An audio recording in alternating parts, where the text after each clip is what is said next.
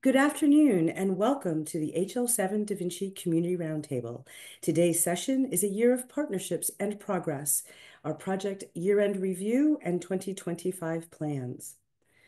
My name is Alex Goss, and it is my pleasure to moderate today's Community Roundtable and to remind all of us that we engage in these forums under HL7's antitrust policies to ensure appropriate collaboration and information sharing. We have a full house today at today's webinar as we're blending Da Vinci's operating committee and member forum sessions with our industry-facing webinar community. As a highly transparent and collaborative project, at the year end, we bring everyone together to review our programmatic accomplishments and set the stage for 2025. This includes a Da Vinci leadership panel to discuss 2024 highlights, sharing progress across policy, use cases, and implementer support, including successful outcomes listed in the HIPAA exception report, key partnerships, and their interoperability journeys. From there, we'll offer a prospective look at 2025, including a preview of Da Vinci's spring educational event, piloting and implementation efforts. Our panelists include Ryan Bohochik, the Vice President of Value-Based Care at Epic, Vaishali Dubey, Director, Provider Interoperability Program, Strategy and Operations at Florida Blue, and Anna Taylor, Associate Vice President, Value-Based Care and Population Health Management at Multicare. All three herald as steering committee members. We'll have time for questions, and I encourage you to use the question box throughout the session to submit your questions for our panelist discussion. We will post the recording of today's webinar and slides on Da Vinci's video presentation page on Confluence. Da Vinci's communication lead, Leslie Amoros, will be posting links in the chat box to assist you in locating the page and other resources you may find of interest. Please be sure to use the question feature to submit your questions, as we've limited the chat features for us to push key details to you and for you to be able to download the chat box so you can save those links. We've also muted your lines to aid the recording quality.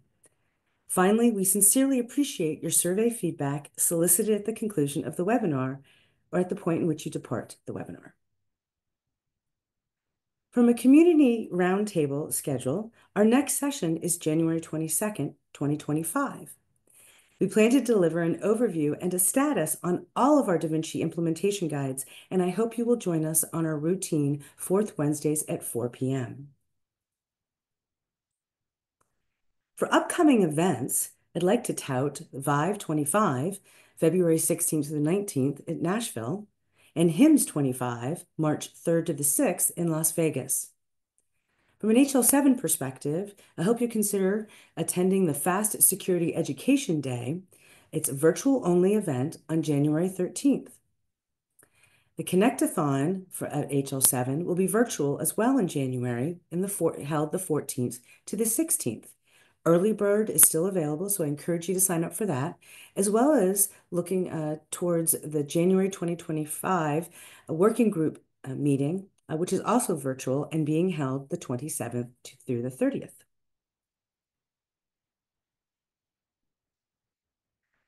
So let's dive into program updates so I can set the stage for today's leadership panel. Da Vinci's project success comes from its design and human-powered commitment to produce value-based care standards that address the real-world pain points through automation of data exchange via FHIR. In 2024, we added 7 new members. In addition to ASTP, Assistant Secretary for Technology Policy, formerly known as ONC, joining us as an industry partner with a permanent seat on the Da Vinci Steering Committee, other new members to the project this year include Baptist Health, Blue Cross Blue Shield of South Carolina, Blue Shield of California, Cohere Health, eHealth Exchange, Health Edge, and Highmark Health. It is important to recognize the efforts of those leaning into the Da Vinci work that produces implementation guides, or IGs, and the related projects. To do so, we created the Da Vinci Community Champion Award. The nomination process for 2024 is now open, and will remain open through the next Community Roundtable on January 22nd.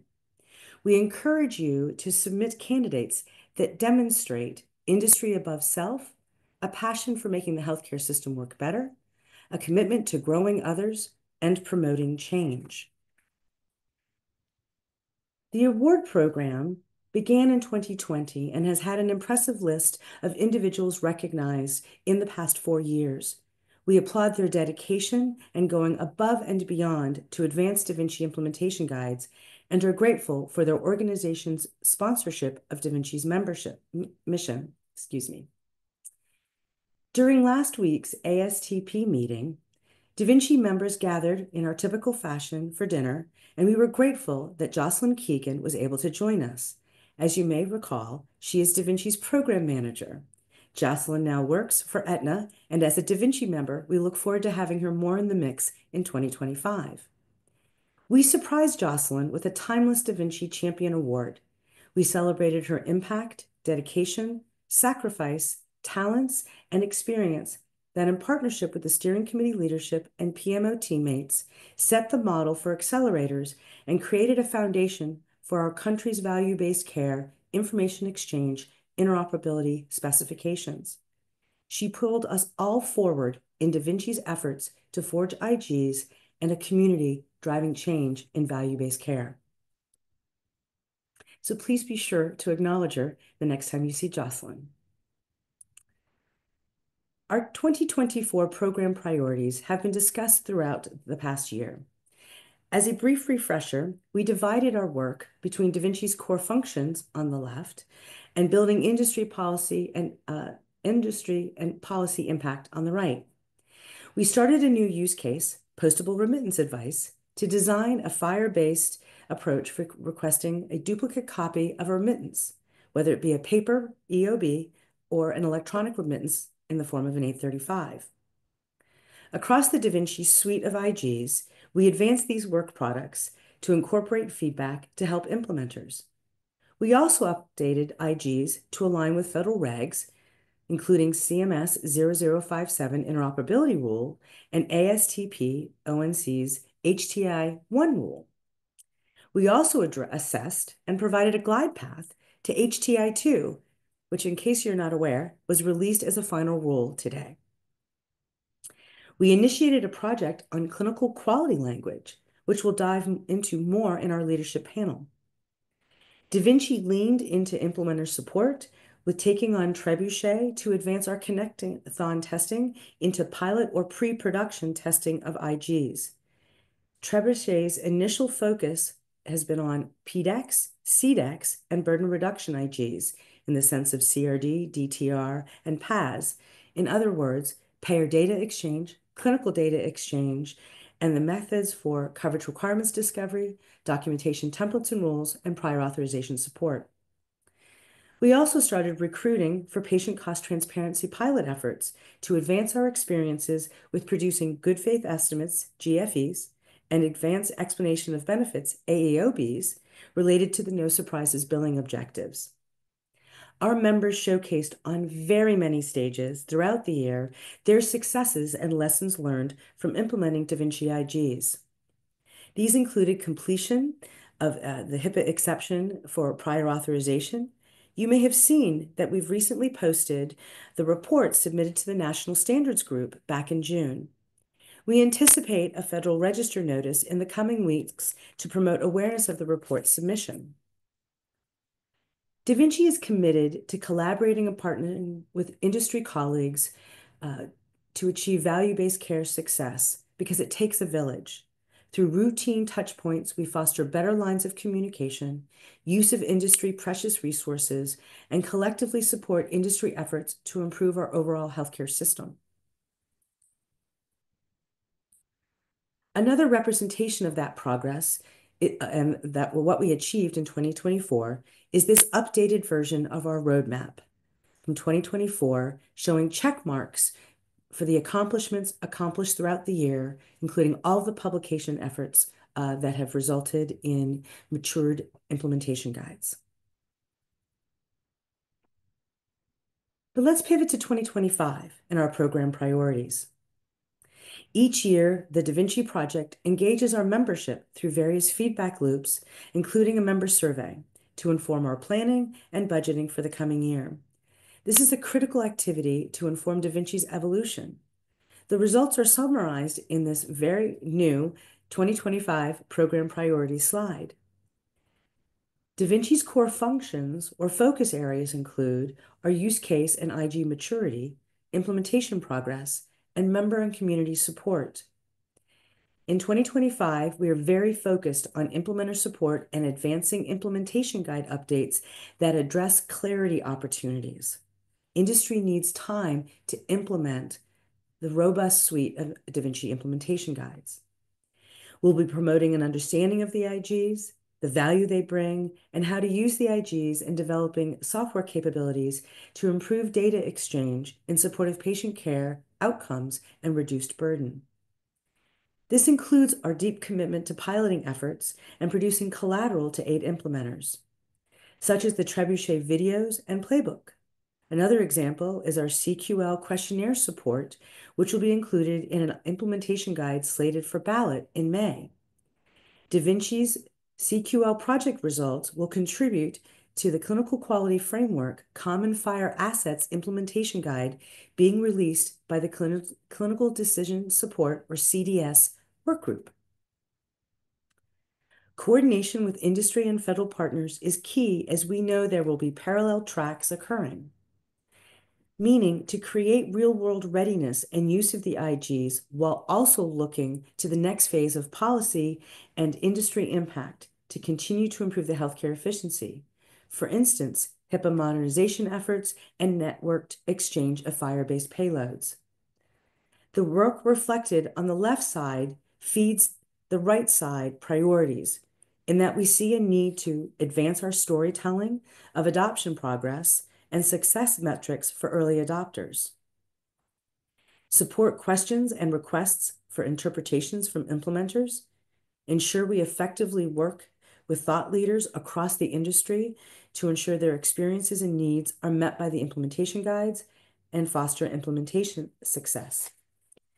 And these priorities reflect a new chapter for Da Vinci, and we can look at it in this new visual that we've produced. As such, we're revising our approach to Da Vinci's yearly roadmap in this refreshed layout, with events and collaboration at the top, underscored by the collaboration and implementer support at the bottom. In the middle are the program priorities, projects, and deliverables. In Q1, we'll roll out standards for trial use implementation guide updates for member attribution, notifications, the PDEX suite, value-based performance reporting, or VBPR, and risk adjustment. With ballot reconciliation addressed, we'll publish postable remittance advice implementation guide version 1 and patient cost transparency implementation guides. Implementation guides work in the latter part of the year will be informed by implementer feedback and policy landscape influencers. Beyond our Da Vinci educational event in April that I'll cover in a moment, we'll have 3 key projects to plan and execute upon in 2025. Our success with the HIPAA exception process related to prior authorization will enter its next phase by assessing pathways to adopting the burden reduction implementation guides as national standards, expanding the value proposition beyond those adopting the IGs under CMS 0057. The great work of the Trebuchet team will be extended by adding more pilot entities as they have targeted goals for expansion. They'll also be producing videos and a playbook to aid implementers. I look forward to showcasing their work at Q1 Community Roundtable to promote industry awareness and using those resources to help in their success in complying. Pilot recruitment for PCT, patient cost transparency, is gaining momentum and will be a focus for early 2025 to support more advanced testing of the good faith estimate and advanced explanation of benefit capabilities in the STU2 capabilities than we've been able to perform in connectathons. Amidst these efforts, we'll also be recruiting more Da Vinci members to bring more perspectives to our table, such as small and community-based providers, regional Medicaid and CHIP and QHP plans, and missing integration partners in the EHR platforms and population health spheres. Excuse me. On my final slide, before we invite our leadership panel to come on screen, I'm excited to share information about Da Vinci's 2025 virtual event. We encourage you to save the date for April 22nd to 24th. This event is designed to infuse knowledge to fast-track your efforts to meet federal requirements of CMS Interoperability and Prior Authorization Final Rule, or in shorthand, 0057, specifically the implementation guides for prior authorization and provider access APIs. The event will support your team, as we'll have tracks targeted at executive, analyst, and developer levels to support their knowledge acquisition and foster a team cohesiveness. We're currently building out a detailed agenda and will share more early in the new year. I encourage you to save the date for you and your teammates to attend and also sign up to receive information about Da Vinci's 2025 training and testing event. With that context, I'd like to extend an invitation to Ryan, Vaishali, and Anna to come on screen and to join me for a leadership panel discussion.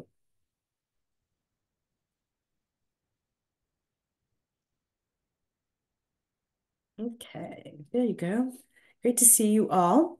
So please, along the way, folks, submit your questions as we're going to do this. I'm going to stop sharing so it's not quite in the middle of all of this screen, but you can use the Q&A box to submit your questions, which will weave into today's session. We have some robust questions to get us started with our panelists today. So we're going to first start out talking about 2025 before we flow into talk about 2024 successes before we flow into 2025. So let's first talk about advancing the industry through regulatory inclusion of FHIR and Da Vinci IGs. One of Da Vinci's most significant highlights in 2024 was the continued recognition of its work through regulatory inclusion of FHIR and Da Vinci IGs, as we've been referring to already, 0057 and the HTI rules. Let's start out with you, Ryan, on how you think this will impact the marketplace, including current implementers and those who still need to adopt. Thanks for having us, Alex. And for a moment, you had me a little bit terrified that you were jumping us to 2025 and 2026. I wasn't quite ready to talk about, a lot has already happened. Things are moving quickly, but we're not quite there yet.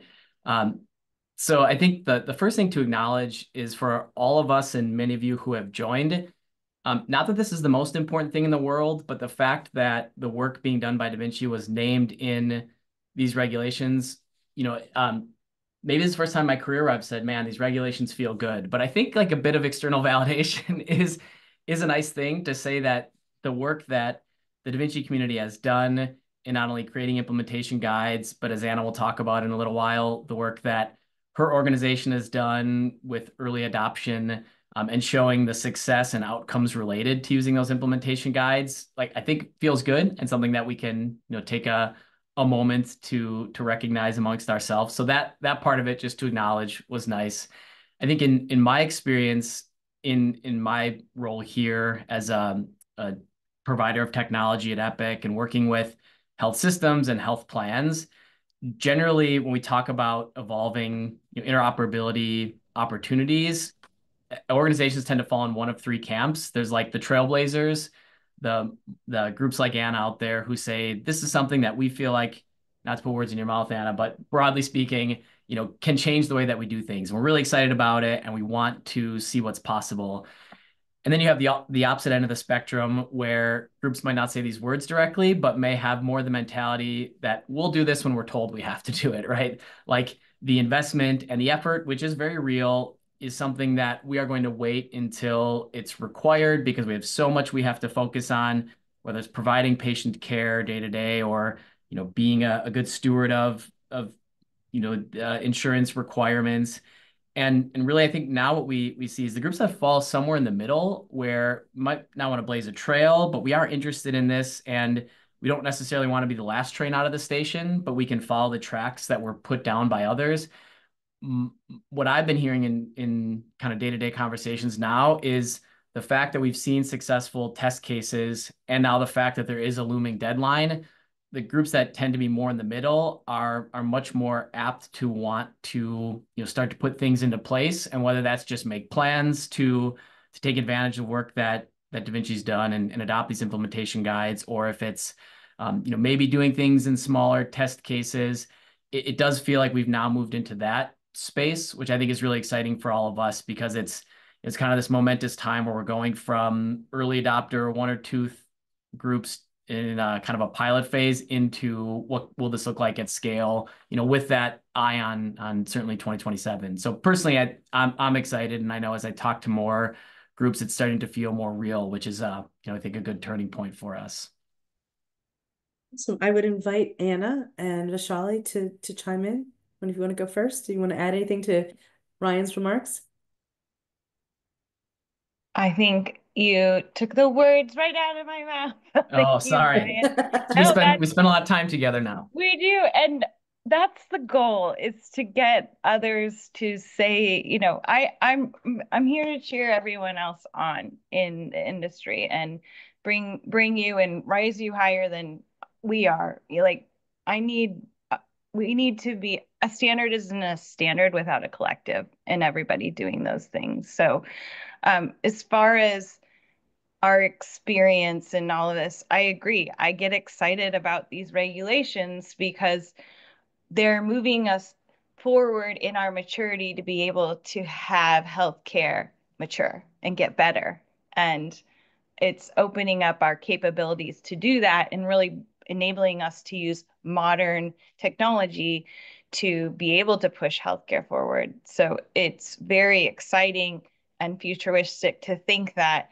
And bringing the digital literacy and the education along is what we really should be focusing on as we move forward, even in these regulations. I think some of them are not all of us seek to understand. That's not our first reaction. I'm a very curious person and have always been. And my mom used to wear a button that says "No more whys." She was like, "You're done, Anna." So I think it's just really important to keep that curious mind and see, well, how can this work for us? How do I understand it? And to have those who are champions of this be there when they're ready. Meet them where they're at. So I'm really hopeful and excited that we continue to see that recognition. And I think Da Vinci's well poised to be a community that welcomes people who want to learn. Excellent. Thank you. Vaishali, any comments on that? I guess much to what Anna and Ryan were saying, they covered the ground pretty well. And what I would say is that, there has to be sort of a shift in the organizational frame of reference, right? From kind of treating regulations as a chore to get to and address, to a regulation that would then enable an opportunity, right? I think that's the frame of reference that we should all be in. And, it's really important that our regulatory bodies are really driving a paradigm shift in healthcare, right? By mandating data liberation, creating this harmonized data ecosystem, again, keeping the individual in the center and in the core. And, as they say, you're smart if you learn from your experience, and wise if you're learning from others' experiences.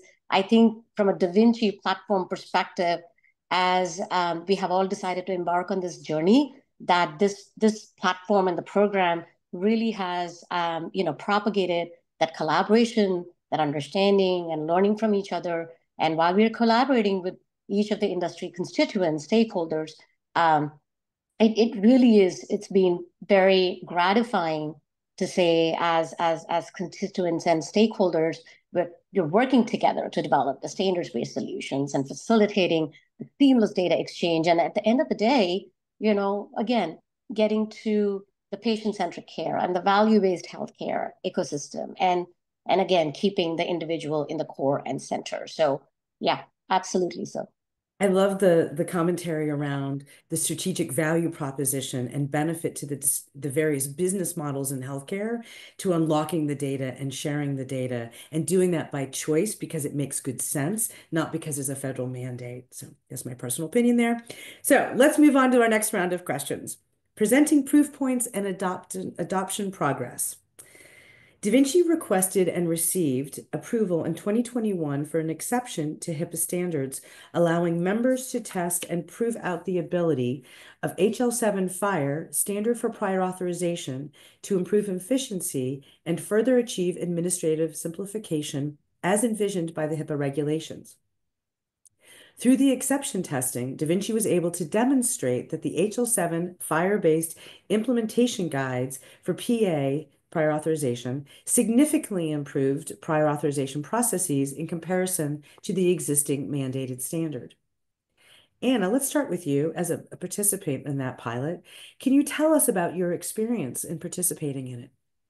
Yeah, I'll first start off with what is an exception and what does that mean?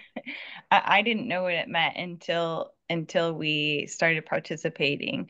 But I think one of the things that's important is an exception is the capability to compute outside the HIPAA regulated standards. So those things that are in statute or in rule, we are enabled to compute in a different way. So for this specific example, we were using prior authorization to trade those same X12 standard transactions in order to run a prior authorization and share a business process between both a payer and provider.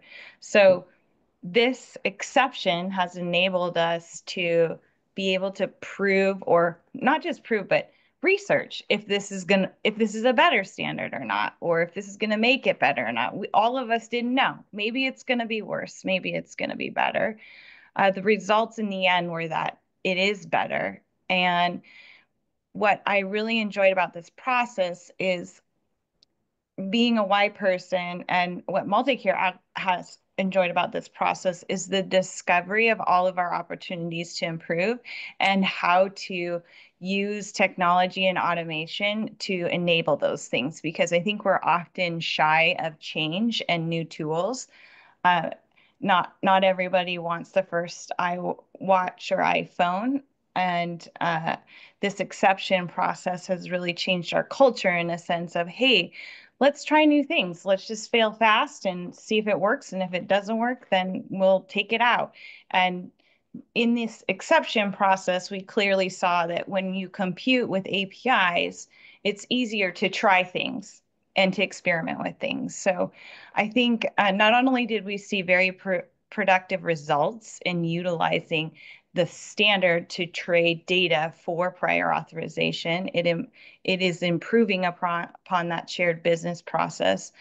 It also changed our culture and our relationship with our payers that we worked with in this specific use case. So it's taught us how to try something, be agile, and it's taught us how to utilize modern computing to better our services to our community and our patients.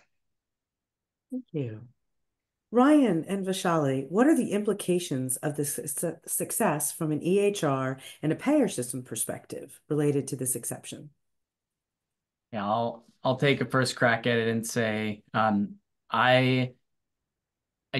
newer to this community, just in terms of not only participating in what Da Vinci and HL7 are doing, but generally moving from my previous life of doing system implementations into now looking at what opportunities are there with technology and figuring out, how do we evolve together and find new and interesting and more efficient, better ways to do things. And the lesson that I have taken from my work in the space so far is what sounds good in theory doesn't always work in practice. And I think if you look at this exception and the ability to test it in the real world and show outcomes and have proof points that maybe there is a better way to go about something, allowed, and I'll use the collective us, so sort of all of us as part of the community can figure out where we had good ideas and where things are well intentioned. And sure enough, they do actually play out that way in practice versus where did we think something was going to work and it maybe needs some tweaking before it's really something that should be expanded to all. And just to give kind of taking it from head in the clouds theory to practical examples, if you think of this work specifically in the prior auth space, initially a lot of the thought was, could we make things more real time as soon as the physician takes action? Let's kick off the prior auth process. And what we actually found in practice, and as part of this, is that oftentimes we don't have enough. The royal we health plans would say, at the time you place an order, we don't know where that person is going. We don't know if that would be in network, if all the prerequisites would be there. So it allows us, again, in real world lived experience to figure out the parts of it that work well, and then the parts of it that maybe need to be tweaked and maybe need to be re-referenced. I know Anna said one of the most common questions she gets from other groups is, well, how did you put this into workflow? Like, it's one thing to move the data, but how do you actually operationalize it? So in my role, and we as a creator of the EHR get to learn from that experience and say, okay, how do we make this just the standard way that an EHR practice management system works? And we could take those use small test cases and figure out how to scale them so that not every health system has to be as creative or as on the forefront as multi-care. It can just be part of the standards and what's available. So we really take those lessons back and build them into EHR so that they could be operationalized. So I'd say that's kind of both personally and then for us as a supporter of the community, what we take from these types of lessons. And I would just say the last thing is, one of the questions I got a lot, and I just want to acknowledge, people would say, okay, but there already was a standard for doing prior auths. Why is this going to be better? Or like, how are we not just going to replicate the past, which is, there is a standard out there. It doesn't give us the outcomes we want. So this gives us the ability to, again, learn from it and be more agile in how we adapt and, again, actually make the thing work as opposed to just having a standard out there that does or does not work for people. I think it's a really great point. And, in the report, Multicare was able to see 140% to 233% improvement in prior authorization processing based upon the complexity of the implementation of the prior auth at hand. That really starts to show the ability to be more automated, more effective, faster response times, reduced burden, the kind of operational efficiencies that you're referring to for doing a FHIR-based real-time API call as opposed to a 278 EDI call. Vaishali, do you want to chime in here at all from a perspective? We put a lot on the table already. Well, I think anything I'm going to be saying will seem like I'm paraphrasing what Ryan said because he's spot on, right? I think us being agile and sort of having an iterative approach allows for identifying opportunities, right? Bringing in operational efficiencies, failing fast if that must happen, and possibly it will, right? And if that shouldn't work, reorienting as needed and weaving the solution that's optimal really truly becomes the game, right? And it also sort of propagates building that circle of trust in between payer, EMR, provider ecosystem, if you will. And essentially, this is where the Da Vinci IGs play such a big role, right? They propagate that transparency, that trusting relationships, and that dialogue that can really truly take place, again, at the end of the day, bringing those operational efficiencies to life. Yeah, it really resonates for me because over the 30 some years I've been working in healthcare and with multi-stakeholder initiatives, I think it's really clear that change happens at the speed of trust. And I was hearing at the WEDI annual conference this year how the TEFCA QHINs were struggling with the matter of trust and the data exchange. And so whether and a number of us were commiserating on it's about people change management. And if you don't have trust and transparency, it's not Absolutely. Not going to evolve. Really good point. Thank you, Vaishali. The 2024 membership survey highlighted use case implementation efforts, with data showing organizations devoting resources to implementing Da Vinci IGs for use cases noted mostly in the Cures Act-related rules. These use cases include attribution, or member attribution, what we call that ATR, clinical data exchange, payer data exchange for quality measurement, and the prior authorization burden reduction trifecta, as well as PlanNet. Member implementations continue to move along the spectrum from planning through adoption and implementation stage. So Vaishali, let's start with you. And building on that, how are Da Vinci IGs making a difference in transforming value-based care? What have you seen in your organization? Oh, wow. It's really, I would say, a paradigm shift in many ways, right? They play a pivotal role, or they are going to play a pivotal role in transforming what value-based care is all about, right? Value-based care, like the name suggests, care that is being delivered based on the most value that needs to be maximized, right? And really making, and that is facilitated by making relevant data available. And when I say data, it's patient needs, patient information, their preferences, making them available timely at the point of delivery, right? That's huge. And this interaction, this exchange, interoperating in between systems and healthcare stakeholders is facilitated based on the standards-based solution, right? That's foundational to it, if you will.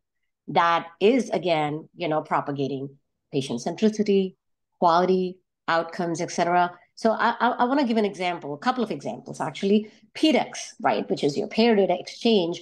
Really, the objective of that is to provide and drop that value add data point in the provider workflow so that Dr. Bob knows that Vaishali's hemoglobin A1C is 6.4, that she should not be given or being prescribed aspirin, as an example, and that care gap is open. And then subsequently, if Dr. Bob takes an action, right, how do we bring that back with clinical data exchange, CDEX, so that we know Dr. Bob has taken action, which is a win for the member, of course. But then from a care gap closure perspective, we are addressing the regulatory needs for NCQA. So it's really a win-win and a complete 360 feedback loop that is not only empowering providers in doing what they need to do at the point of delivery, right? And empowering them and supporting them, but also empowering patients to take a little bit more of an active role in their care by sort of providing them that access to their own data so that, they can make their own they're enabled to make more smarter, informed decisions, right? Again, collaborating with the provider as such. Now, from a population health management perspective, again, individual, patient in the middle, and analyzing data across such large population cohorts based on the standardized data inventory, if you will, enables us to identify quality improvement initiatives, right? Hey, this cohort requires XYZ versus, this particular cohort that is suffering with, colonoscopy related care gaps, what have you. And last but not least, payment modeling, right? With the data that is needed to measure quality, cost, patient, making it affordable for the patient at the end of the day, and also understanding and having a very realistic engagement and dialogue with the providers to say, what else do you need at your disposal that the EMRs and payers can help assist with? So all in all, right, all of this enables value-based care, and Da Vinci IGs are at the core of it, and I believe are at the forefront of it. Yeah. Anna, Ryan, from a provider or EHR perspective, anything to add there? I was just going to say, maybe even a little bit outside of the core focus we've been talking about today, which is, what Da Vinci focuses on, which is real-time exchange of information, as Vaishali mentioned, knowing what needs to happen for this patient, getting that update to the physician, knowing what the physician did, getting that back to the provider. Certainly there's efficiencies there, cutting out waiting times.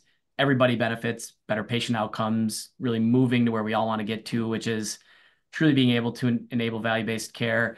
One of the things that I've also taken back to our team is that if you look at the survey results coming from the community, what folks want us to focus on, that also informs work that we have to do with the technology we create, because sometimes the part that we don't always like to acknowledge is that data getting into the system, whether it's hand keyed, whether it's, some of the newer technologies that are translating voice into documentation, we have to make sure that we're good stewards of that information that gets documented and then is going to be shared. So that's I think just a tangential piece that really exciting time. Some of this newer technology is helping us parse out things that happen in patient interactions that maybe weren't always discreetly documented. So I think that's going to really rapidly accelerate what we can accomplish with things like PDEX and CDEX, because we can move from the world where someone puts in a lab result or I say, this is what happened with the patient. Now physicians are just able to speak that, we can capture it, and won't spend a bunch of time on this, but technologies like large language models can then pull those relevant pieces out and help get that to the other parties. So, kind of not exactly what you asked for, Alex, but I think just related, it is going to, not only the work that we do with these APIs help enable value-based care, but the speed with which we'll be able to get more to both participating parties, I think it's a really exciting time. Thank you. Anna, do you want to add anything in? Second, it's a really exciting time and feel honored to be here in healthcare in these moments. I agree with Ryan that these Da Vinci IGs are just going to be table stakes for the future. So it's I say this often when I'm speaking at engagements is I don't want to compete on interoperability or standards. Let's just use something together. And then, hey, let's compete on the fun stuff like features and patient care and the quality of our care. I mean, that's why we're here on this planet, is to make it better, brighter place than we left it. And I do agree that these Da Vinci's IGs, the way they're transforming specifically value-based care is enabling us to do the workflows that it takes to be successful in value-based care. And like Vaishali mentioned that it gets the doctor the A1C. That's exactly what it does. Guess what? We can't get that today, which is so silly. We should be able to, I can get whatever I want on my phone, on my iPhone, except for my medical record, which is if you haven't turned certain features on, you can't do it. So I'm feeling really privileged to be a part of healthcare right now, and I can't wait to get to that network, that electrical grid of the future. These IGs are contributing to making that electrical grid come alive so that we really can start compete on these things that are much more important to healthcare, which is how we do it and how that experience of how we do it and the value in it. So let's go from a high level down to a much lower level perspective or an activity that we're addressing within Da Vinci. In that 2024 marks the year that Da Vinci started a project to support implementers' use and address complexities associated with the clinical quality language, or CQL, which is used in building FHIR questionnaires. So to provide some context for those who are not familiar with CQL, it is an established standard for querying clinical data in a repeatable and reproducible way. Although it's been used in quality data exchange, many payers and providers have yet to adopt CQL or build capabilities. As part of the Da Vinci burden reduction workflow, CQL is used to support the automatic population of answers from an existing EHR data and occasionally to enforce complex logic around what questions should be displayed. So by establishing best practices and reusable expressions for common questionnaires, a standard library of CQL statements will help form a foundation for automation and provide implementers with a starting point. So the Da Vinci CQL Questionnaire Support Project is developing an informative guide in combination with the Clinical Decision Support Workgroup that will contain architectural guidance, best practices, and reusable libraries that facilitate the use of CQL for prior authorization, documentation, templates, and rules, or DTR. So this project is going to give us a bunch of architectural guidance and best practices, expressions and functional definitions, and a prioritized list of candidate elements for which to define CQL functions, just to name a few of their objectives. So Anna, To help our attendees understand the importance of CQL in reducing burden and why Da Vinci took on this CQL questionnaire support work effort, can you please share your view on the benefits of using CQL in reducing burden? Yeah, I'll start with, not many of us, I think this audience knows what CQL is, but CQL to me as a provider and just in just a normal term is a calculator for me. It's a way to query the endpoints that we're creating for others to get our data. So there's a famous image, I don't know if it's famous, but I'm trying to make it famous, of the quality reporting, just healthcare quality in general cycle. How do we get to measuring success of a best practice, maturing that success of a best practice, getting better, getting better? It's the maturity of healthcare and its value in actual quality and health outcomes. And CQL allows us to, providers, to just sit our endpoints out there and say, hey, if you need this data and we authorize you to get it, it's there for you. And you get what you want. I don't care how you want it, because you know how you want it. You write your code to getting it. It takes a burden off the providers to having to write or calculate the code. And as we've been exploring the value of actually coding CQL versus a very robust language SQL, we know that CQL reduces compute power significantly.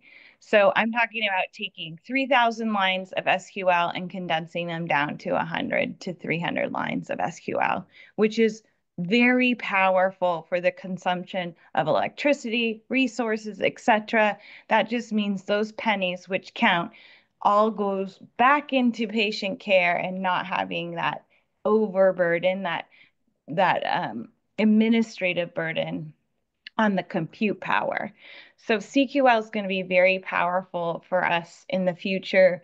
And I know that NCQA has a digital implementers community that's working on ensuring that the CQL engines, because you need SQL servers, just like you're going to need CQL for people, to be able to write. And those CQLs all have to compute the same.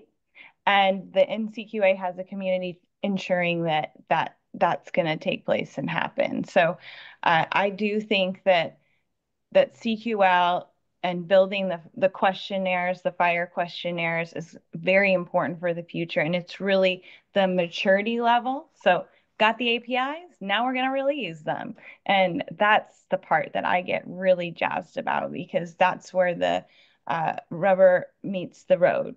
If you are a car enthusiast or watch whatever that show is on Netflix. Vaishali, do you want to maybe talk a little bit about some of the maturity and scalability aspects related to CQL? Absolutely, absolutely. And I 100% agree with Anna in that, providers only have few minutes, right? And driving better decisions for that moments that matter, it really becomes important. And as much as, CQL has not been used in the quality data exchange, or many payers and provider have not had an actionable motivation, if you will, or reason to adopt it and build capabilities with CQL, I think it's a prime opportunity with the regulation driving that through the DTR API, where formulating queries for clinical data to support medical necessity becomes extremely beneficial. Again, it has to be logically scaled, if you will. And I think the regulatory bodies are really sort of driving and propagating that notion of adoption too as such.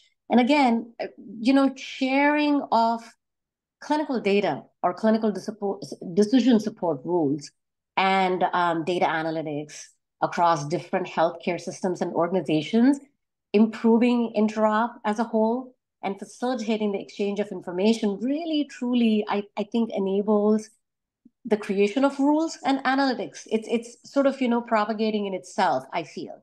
And in a way, leading as a community to identifying high-risk patients as an example, right? Through the metrics to what Anna was talking about, or providing personalized care recommendations. And all because it's an open standard language, right? And it allows us to do that. And the beauty about is that it's extensibility and flexibility of it, if you will. So taking it to that next level, right? There is a possibility of customizing and creating of those rules that can, say, potentially detect safety issues, right? Like medication errors or allergic reactions. Much to what I was talking about, if Vaishali has 6.4 hemoglobin A1C, which Vaishali does not, by the way, just for the example purposes, that she should not be prescribed aspirin. Having that information at the provider's disposal, at the point of care, at the point of delivery, and that having that ability to enhance medication reconciliation, it's phenomenal. But again, one bite at a time of this elephant, if you will, because the complexity and to what Anna was talking about, it's creating 3,000 lines. It's taking something super complex, right? With having, full transparency of data requirements for every service, every item, every procedure, needing authorization as an example. And think about it now, multiple plans, multiple products, right? But CQL really allows us to logically frame it in a way we can easily navigate through it, if you will. So again, propagating that, having the right change agents within the organization is extremely important. And of course, the regulatory bodies propagating the need of it to increase that adoption has become extremely beneficial for the community. Excellent. Thank you so very much. Let's pivot now to talking about engaging members in industry and pilots. Perhaps one of the greatest hallmarks of 2024 has been the focus on implementer support and pilots, including Da Vinci's Trebuchet pilot program, which initially is focusing on testing clinical data exchange, payer data exchange, and prior authorization, as I noted earlier, although they are open to all of the use cases. The Trebuchet team is working to uncover real-world blockers and define the underpinning process to get piloters up and running using standard application programming interfaces with either a central hub approach or point-to-point interfaces. The lessons captured in the implementer feedback will inform a playbook resource that all of us can use and will be open and available for everyone. Participants include Da Vinci members and industry representatives and groups including FAST and Sequoia. In addition to Trebuchet, an active outreach has also begun, as I noted earlier, around PCT. So Ryan, I'd like to ask you to talk about the benefits of Trebuchet and the pilots. Yeah, when I was thinking about this ahead of time, and it's funny, I do not mean to throw shade at my co-presenters. I would never want to do that, but I always get like bristly when people say fail fast, because when you say in healthcare, what does failing mean? And I know that's not what anyone meant by it, but like as creators of technology, there's this thought out there that's like, yeah, fail fast. Don't spend a lot of time on something that isn't going to work. I like to think of it as learning fast, which is maybe just the branding for really the same intention, which is, again, figure out what is going to work well. Don't spend a lot of time on something that isn't going to be effective. For those not familiar with Trebuchet, I think it really is intended to be an enabler for learning fast. And we can take things, again, I mentioned earlier, there's like the theorizing of what can work and putting some initial pieces into place and then figuring out what's going to work when someone is in the moment taking care of a patient, or when a health plan is, from their perspective in the moment, trying to provide feedback around, is something going to be authorized or what's the cost going to be? So these efforts like Trebuchet are really, taking these things that have been created in the quote unquote lab and saying, let's test them in the real world and figure out really quickly how to take those lessons learned and make them part of the the metaphorical and literal playbook and how to do this. I mentioned the example earlier with prior auth. You can start to, through efforts like Trebuchet, say, what's the right place in time to ask, is auth required? Is it at ordering? Is it at scheduling? Is it when the patient is referred somewhere else? So it takes these concepts and the moment of data exchange into how does it play out in the real world. So it really is part of what I mentioned earlier, this evolution in where we are with Da Vinci and creating implementation guides into now showing where we can see real world successes. So that, I think in my mind is really what these groups can help us accomplish. And maybe I'll leave it there so I don't talk too much and give my panelists the chance to poke back at me on my fail fast comment. All right. Does anybody want to jump in on that one? Otherwise, I've got a question related to this I'd like to ask you. So I'll pause for a second. I'll jump in real quick on the fail fast part, which is when we chose a use case to use, it was when appropriate to do so if you failed. Let's put it that way. And yes, that's you're not throwing shade at all, Ryan. It's a great thing to bring up because we do have to figure out how do we do that in healthcare and start asking questions in regards to that. So I'm so glad you threw shade. I like your shade. Yeah, I think it's very interesting that the idea of failing fast, we do that in a very protected environment with de-identified data. So we're not going to harm anybody in healthcare. And I think I agree with Ryan. It's like, oh, it's healthcare, it's patients, it's people like we care about. Like, no, the reality is that failing fast, you can do in a testing environment, like with our connectathons, or you can do it now in the trebuchet pre-production pilots, so that you can really come in and test the time, test it really hard and fast and figure out if it's going to work for you or not, and then tweak your code so that you can bring that software to life that really helps the automation. Before I move on, I want to go back a second because I realized I had a question that came in back on the last round of questions, which is about, could somebody help clarify CDEX versus CQL? And they were thinking that CDEX is supposed to retrieve quality data. And I don't know if anyone here specifically would love to like raise their hand to answer the question of what's the difference between CDEX and CQL. If not, I'm happy to take it. Okay. No, you take it.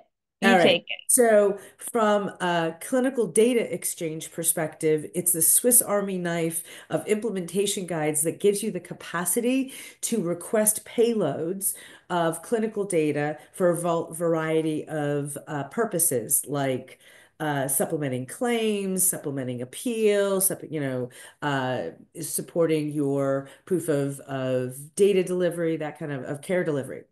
Whereas CQL is that can be used in an automated way to present questions and get data back in an automated way that lets you, in my layman's terms, have, for instance, a payer request from a provider data from their system for a documentation, templates, and rules, a questionnaire, and a prior authorization process that lets that data be extracted out of the EHR systematically and sent back in real time. And CQL helps with presenting that question and answer process between the provider and the payer. Anybody want to tweak that? Are we good? I'll add that CQL is specifically written for clinical data versus SQL that's written for any kind of data, any kind of relational data. Thank you. Appreciate that. All right, so now let's, folks, I did change the setting so that people should be going to the question and answer box. So please make sure you put your questions in there so that we can make sure we can curate those. Hey, Alex, I think the specific question is what's the difference between CDEX and CQL? Yeah. So what's CDEX? Did we explain that? Yeah, I did. I started out with that with the clinical sorry, data. I missed It's okay. It's been a long day. It's okay. It's been a long day. It's no worries. We're all so I'm not, as you probably tell, I'm fighting whatever conference crud I picked up last week. So I apologize if I sound a little froggy to everybody. So Anna, let's start out with you. How can organizations effectively navigate the balance between this experimentation of fast fail with go live production when there can be significant dollars at risk? You want to talk about that experience a little bit more about how you get the project dollars and priorities and support having an organization in your organizational support? Yeah, would love to. And I'm going to add to this question significant dollars at risk and safety of patients and the value of care. So thank you for that, Ryan. One thing we were invited to participate with a payer in trying to use FHIR in general, FHIR APIs in general. And so what we looked for to use was a use case where we didn't touch the provider workflow. We were already doing the reporting in another way, so the job was getting done in another way, and one that would take minimal amount of effort and funds to try. And the beauty with FHIR is that it is not expensive to try because we put together the numbers. It costs me with my time, my director's time, my developer's time, and any others that were involved with our very, very small use case to report one quality measure of med reconciliation post-discharge. It took us about $15,000 on the provider side. So out of it, we're an organization that's about $6 billion in revenue, and $15,000 is small for us. So that would be considered a small number. And we said, hey, look, we can do this project. And the results were that we closed more gaps. We reduced the administrative burden for this one payer with this one measure. And did you know we got $17,000 back from that payer for closing those gaps? So I just returned the investment that I made on this super tiny thing. And I said, okay, we did that without touching or bothering anyone, but the people who implemented it. And that is what really earned the trust of our executives, of our organization, to understand why we needed to invest in a scalable infrastructure that let us do this for not just this one tiny thing and one payer, but for all of our use cases that we had in place. So it was really important to have a relentless champion, number one. And I think my mother would also call me relentless. A clinical partner who can help be the champions with your providers, with your clinical staff, and then executive alignment. And with that small proof of concept, we were able to prove that. And that enabled us to go to RevCycle and say, hey, you want to try this prior authorization thing? We think it's going to have similar results. What do you think? They're like, well, it's worth trying because we have an alternative. We can put it through a portal. So let's try it if it's going to make our world better. And they tried it and they made the world amazing. So, I know there's going to be fails out there, or it'll be an equal trade maybe in some of the other use cases. I do know that though, the many to many that this type of compute and infrastructure allows to solve problems enables us to have more of a platform perspective in delivering results rather than all these silos of data that exist in a million different modules in healthcare. So I do think having that ability to have this tiny proof of concept, making your leadership aware of this, find your relentless champions, and then get them educated. We have an event this April, which you'll learn more about, and it will have an executive track. And in order to get that funding, you may need your executives to be educated on what takes us there. Why do we even need this? And I think that we're going to help answer those questions during that April event. So I encourage you to look for that. And then lastly, just really being creative on how you fund and how you bring together the solution.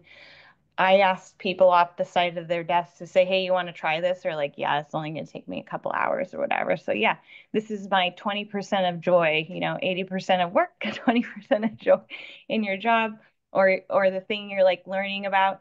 And it was wonderful. So Thank you. So yeah. let's now pivot in our remaining time to look at 2025. And also I want to get to some questions that are coming in. So the year ahead. We remain steadfast, as I've noted, in our commitment to and focus on maturing Da Vinci implementation guides and supporting implementations, advancing the implementer's support, and providing Da Vinci in response to proposed regulations. We will continue to assess our opportunities to strengthen our programmatic capabilities, including the services and supports that we receive from HL7. We also continue to partner with our federal agencies to plan next steps and build upon the successful outcomes of our prior authorization HIPAA exception. One of the ways that Da Vinci plans to support is by holding the educational event you just noted to help attendees. So I have a question for you all. In light of the regulations, what can Da Vinci do in addition to our spring event to educate the industry regarding our standards-based approach and implementation efforts? So I'm going to ask each of you to maybe give a key takeaway that you would share regarding your implementation journey and how to catch the attention of others to get them engaged. I can go first. Sure. Yeah. So all of what I just said, number one, just try, just the good old give it a try. So just try. We call them no thank you bites in my house at dinner for my children and vegetables. So just take a no thank you bite of the Fire API world.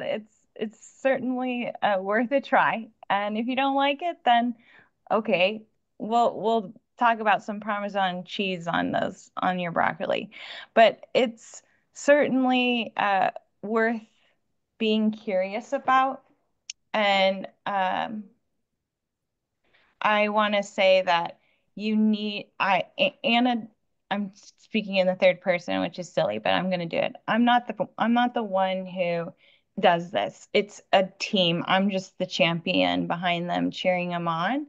And I think the one takeaway that I have is that an incoming tide lifts all boats, and you need to bring everyone along with you and have the team believe in what you're doing.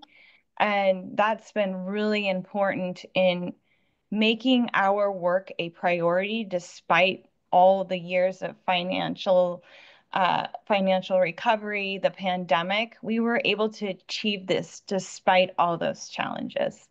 And I think it's because of the team of people behind it and the fact that we kept the belief and the drive going in this being a solution for our future existence, to be able to provide a higher level of care to the communities and the people and patients we serve. Thank you. Ryan, would you like to go next? Yeah, I think that taking lessons learned from 2024, looking ahead to 2025, what I see will be the big change is that in my role and my role, our company's role here, it would be create and make widespread technology available so that we don't have to have, with our footprint, 450 health systems figure out how to do this. We can take lessons learned and say, make that just the base set of capabilities that can be in an EHR and practice management system. But I do want to acknowledge that, something that Anna just said, just because the technology is available doesn't just magically make it work. There still has to be organizational buy-in and the desire to want to do it. But what we don't want to do is to have everyone go through the let's figure out how to build it part that we've been living in, kind of towards the end of, for the last few years into now, the end of 2024 into 2025. So I think that will be the big shift, and where we see the opportunity for rapid growth is with our role in Da Vinci, and where we've seen all these successful test cases, we could say, okay, let's make that just widespread available to any physicians that are using our technology. And now they can more focus on how do we make this work? How do we partner up with our health plan buddies to focus in on the use cases that we're going to do, but not have to build something or read through the implementation guide and do the same steps that Multicare and others have done. So that, I think, is where we see our role. And I think just the change that will happen as we've gotten more early success, and how we take that early success into a success at scale. And I think, Vaishali, from the payer side, likely seeing something similar where you could take what you've done with a couple of groups, I would imagine, and say, well, how do we make this the norm for all providers that we contract with? Yep. Yep. Absolutely.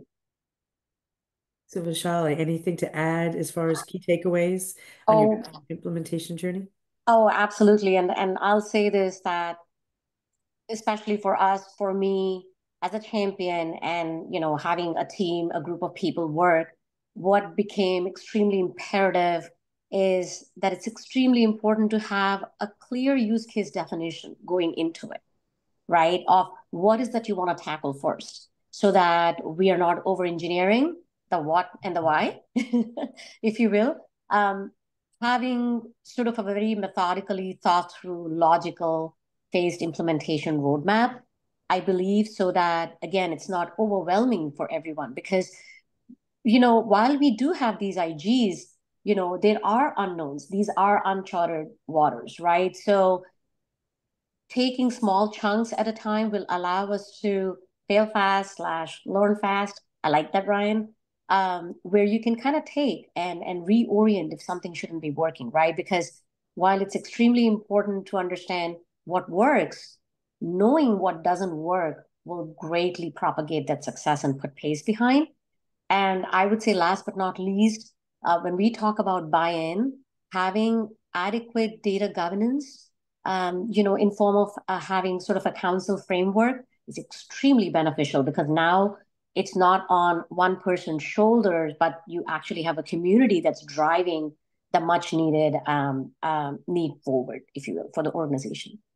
When we met earlier this week, you also noticed the value of having an agile process in your organization, and I think you might have an example that at least you shared with me. I didn't know if you wanted to maybe elaborate on that here.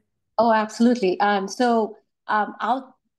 We conduct our, especially the fire implementation work in agile, in using agile methodology, and it allowed us to really methodically kind of work through. So we, as an organization, as an example, prioritized PDEX as our first use case, because not only was it a use case that's value add from a provider perspective, from a payer standpoint, but also beautifully aligned with sort of putting pace behind the provider access API work. So that's how we sort of bridge those two together.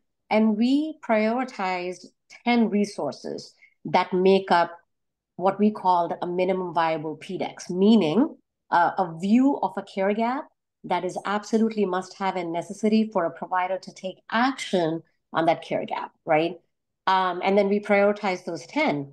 And as we delve deeper into sort of executing that and going through the requirements and user stories and things of that nature, it became pretty evident that one of the resources, as an example, condition, we couldn't completely go after it and complete it, because condition had a unique dependency on location, which we did not prioritize as part of 10. So having that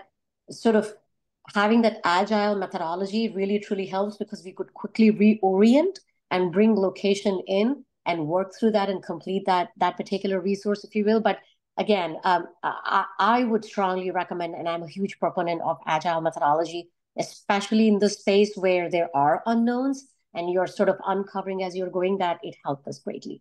But thank you for calling that out, Alex. Oh, you're welcome. It was fascinating to me, and also that interplay of good data governance with agile methodologies, and that you've got those operational workflow folks involved in the mix of this, because they know the data that they need for doing the work activities, or whether it's whether it's processing supplemental requests or appeals, etc.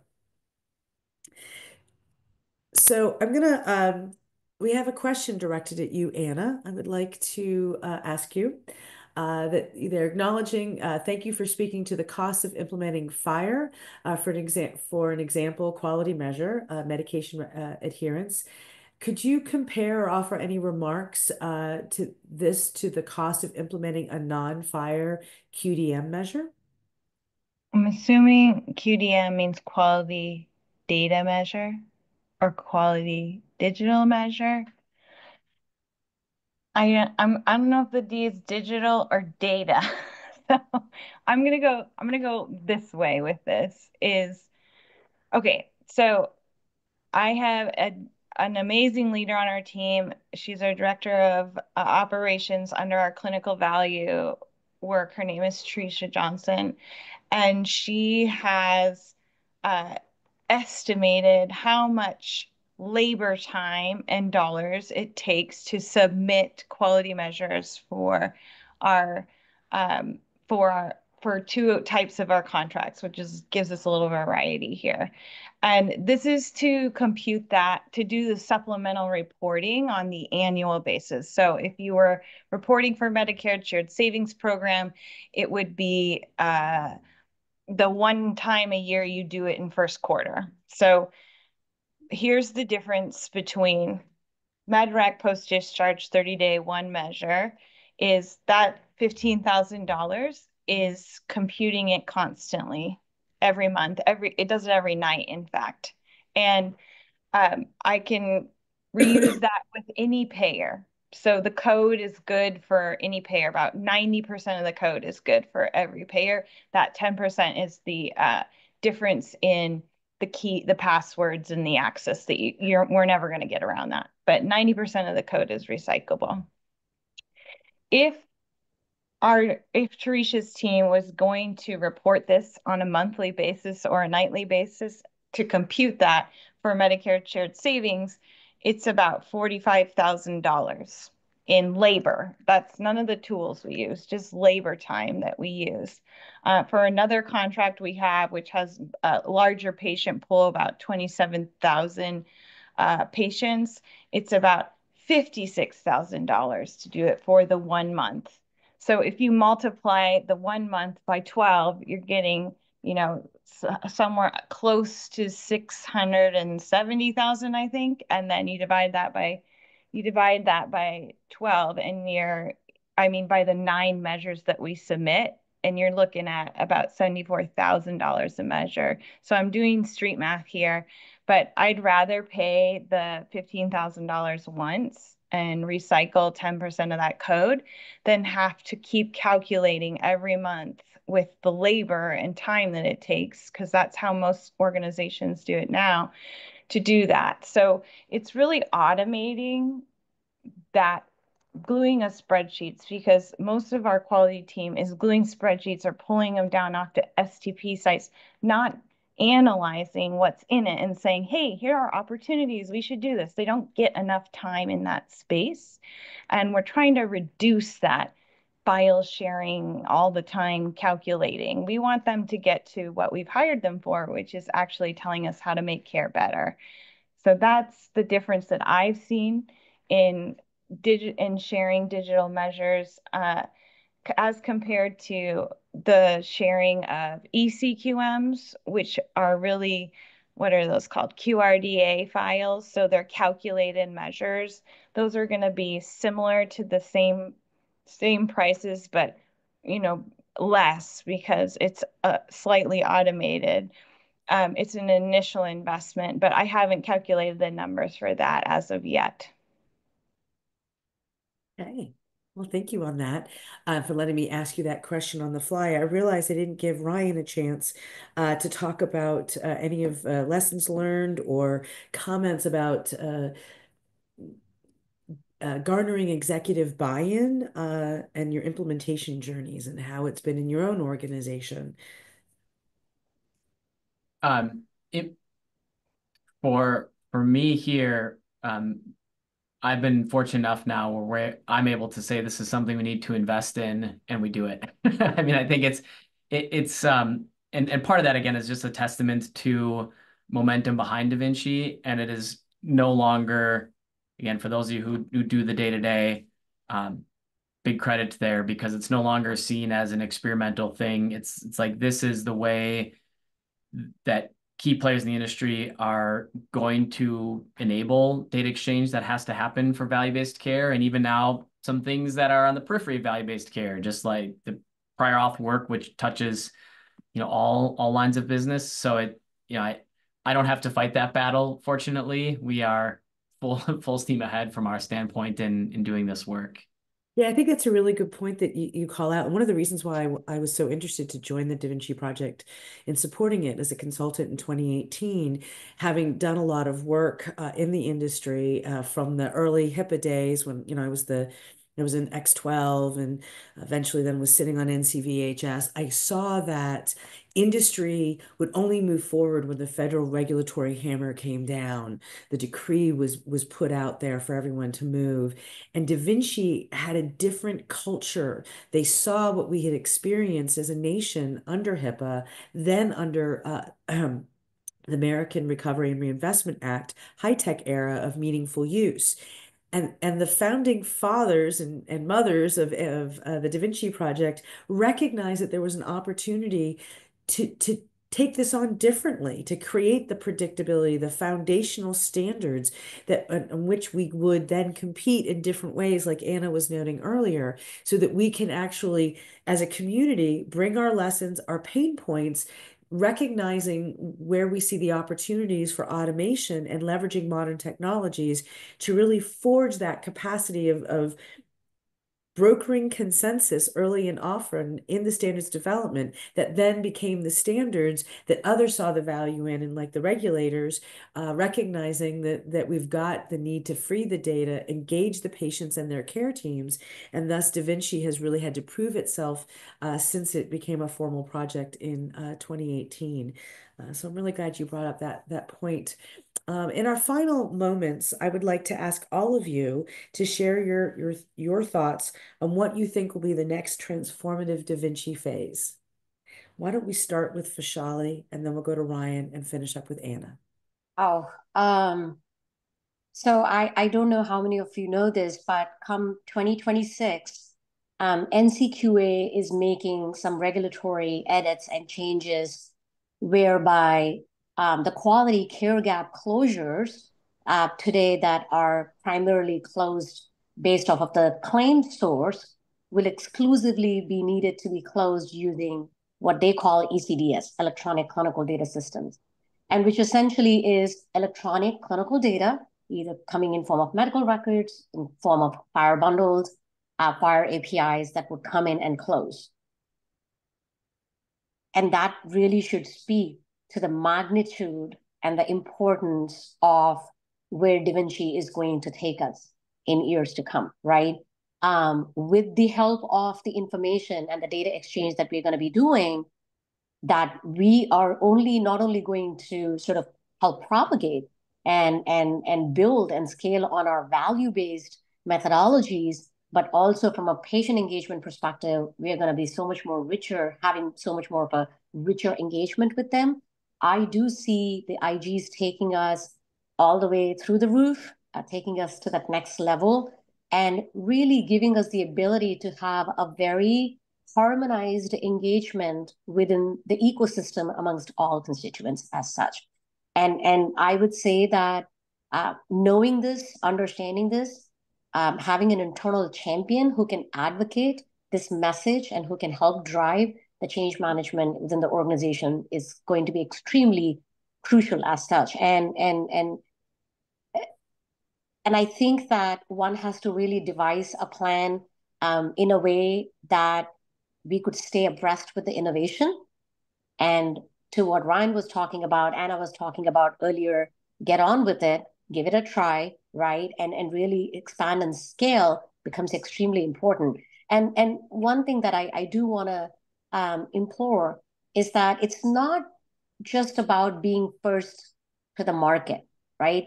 But it's about being adaptable. It's about being resilient, willing to learn from our mistakes, and really embracing this mindset will help us. And Da Vinci greatly propagates embracing that mindset, if you will. Thank you. Ryan. Yeah, Anna got to quote/reference her mom earlier, and I'll quote my dad, who was my high school football coach. I know what you're thinking. I could tell you were a football player, Ryan. I know it's obvious. But my dad, as my football coach, used to say, it's time to stop talking and do the darn thing. And I feel like that is a perfect model for Da Vinci in 2025. Well, not just Da Vinci specifically, but the community, and taking what we've been working on and really rolling it out and seeing good outcomes. So that I can't say that I'm going to convince everyone to go ahead with that motto, but that is my personal motto for our work in the year ahead. Yeah. Anna, final words. Oh, final words. Well, Vaishali's made me cry. Ryan's gave me goosebumps. So, as you know, in my heart, I really uh I just really feel honored to be able to do this work, especially with these partners that we're talking to right here. The future is our capability and to spread the word, bring the tide in around others who haven't been able to get their feet wet yet.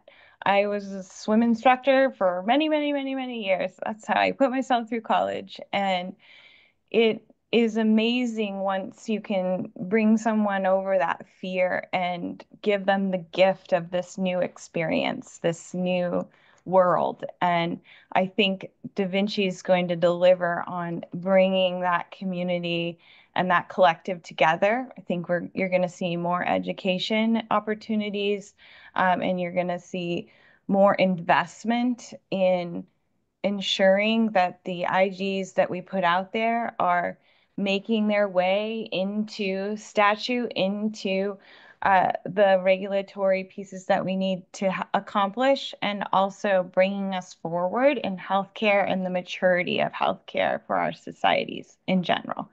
So everyone who is on this line, you are contributing to that.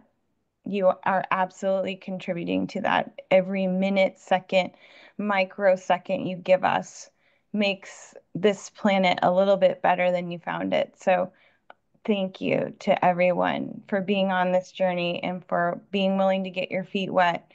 And please bring others along with you. And that's what we're here for too.